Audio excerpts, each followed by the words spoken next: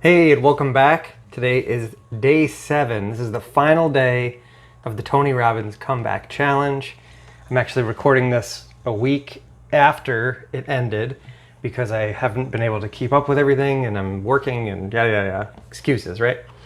So, the last day was basically they took everything from the previous 6 days and they summed it all up together and gave us a couple extra little things on top of that. So, I'm going to go over my takeaways from day 7 and the whole week and talk about what I think after going through this whole thing. All right, here we go. So I've been taking notes every day of this thing and putting them all up on my blog. If you want to check them out, it has everything. I'm not going to cover it all in this today. So if you want to check out all my notes, it's nickborsellino.com/blog. I will put a link in the description to go to that as well. Check that out. Check out my website while you're in there and let me know what you think. So the last day they called Integration Day. We did the same thing. KK comes out, does the intro, and introduces Brian Bradley, who does our little morning warm-up exercise. KK comes back out, and then she brings out Tony. You know, it's the whole fluff thing that they do at the beginning of every one of these so far. So basically, the recap of every day, they had like PowerPoint type slides they kept putting up on the screen and talking about it. And it was basically the condensed version of all of the notes that I took, like really simplified, like the key points that they talked about every day. And I screenshotted all of those. They're all on my website. So again, go there, nickborsellino.com. Link in the description, and it's all in the day 7 on the blog. So here was the days again. Day 1 was emotional fitness. Day 2 was happiness is a habit. Day 3, quality of life equals quality of relationships. Day 4, create your business/career. Day 5, create the wealth you deserve. Day 6, health, vitality, and energy. And throughout this whole week, they had a whole bunch of different guests and a whole bunch of references, like books and stuff that they kept talking about. I'm going to try to put all of those, if I can find them all. I'm going to dig through here, through all my notes. I'm going to put links to all of that stuff down in the description for all the books and everything and all the people that talked and everything like that. So check all that stuff out down there. And again, it'll all be on my website as well. So he talked about a couple books today. One was a book called Learned Optimism. So I will put a link for that down there too as well. And so basically, yeah, as I said, day 7 was just a rundown of everything. They went over every day again, just very quickly, so we could just refresh our brains and make sure we got everything. And there's not much new information we got today. So if you want to hear any of that stuff, go check out the other days if you had missed any of those. He did have one guest on today, Dean Graziosi, something like that. And he came out to teach us a tool, and it was 4 steps, right? So here they are. 1, where are you? All change starts with being honest. 2, where do you want to go? Write it down. Write down what you want the best year of your life to look like. 3, why do you want it? Get out of your head and into your heart. Why do you want it?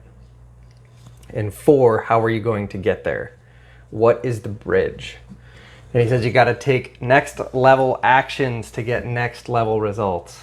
You know, you always got to go big. Like that go big or go home, they say, you know.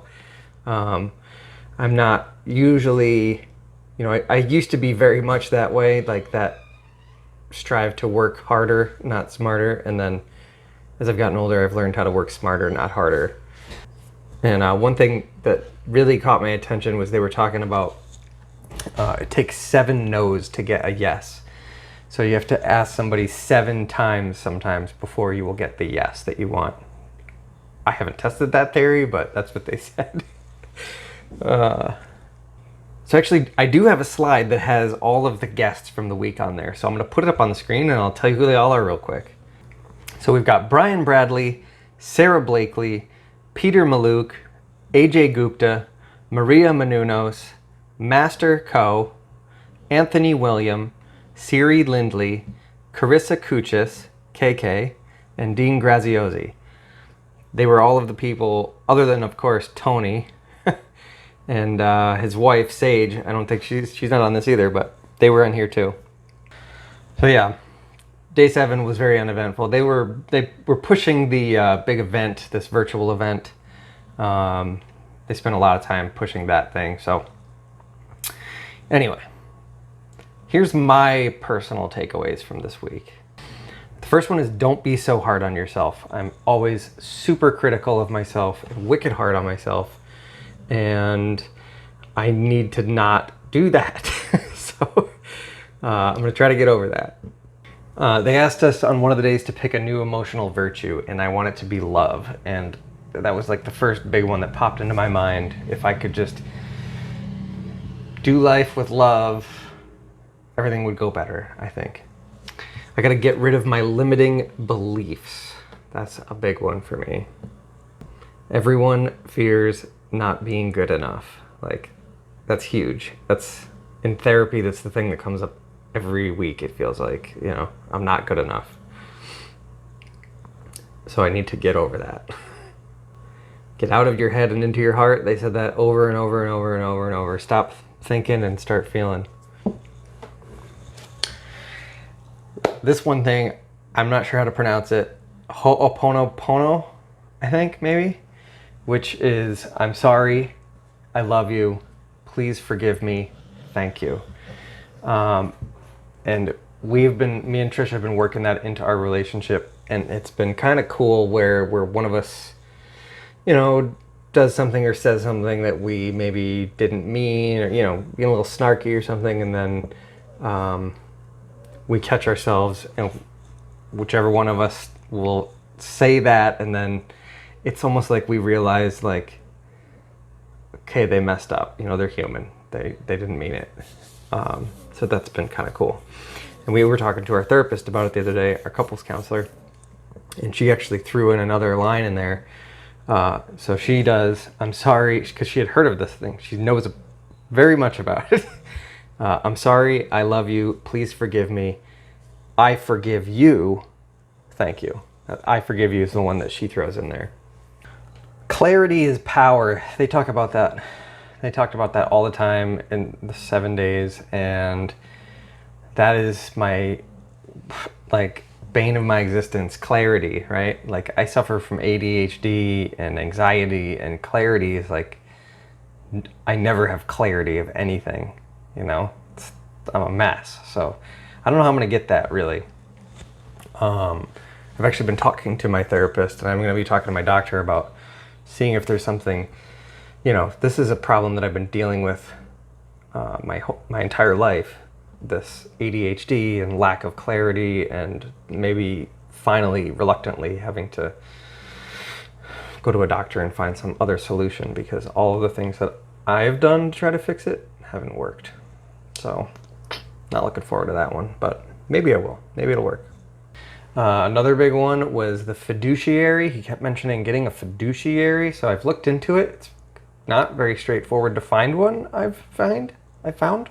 So I'm going to keep looking for a fiduciary, which is basically like an investor who works off of commission, not off of a fee. So they have your best interest in mind, basically. And he kept talking about investing 10% of your income, automating it, all that kind of stuff. And I don't get a paycheck because I'm self-employed. So it's kind of weird how I go about it, but I'm going to try to set aside a percentage from every time I get paid, even though it's irregular and weird, and I will try to set that aside into a special account. And if I can find a fiduciary, try to open some sort of account there. I already have like an IRA where I dump a bunch of money in the end of every year, but maybe if I could do it throughout the year, you know, I'd start accruing interest on it earlier. The paying the mortgage every 2 weeks thing is cool. I already do that, but a lot of people, I think, don't know that like my bank has a system already set up called the Interest Saver Program, and you pay every 2 weeks instead of every month, and you end up making an extra 2 payments per year.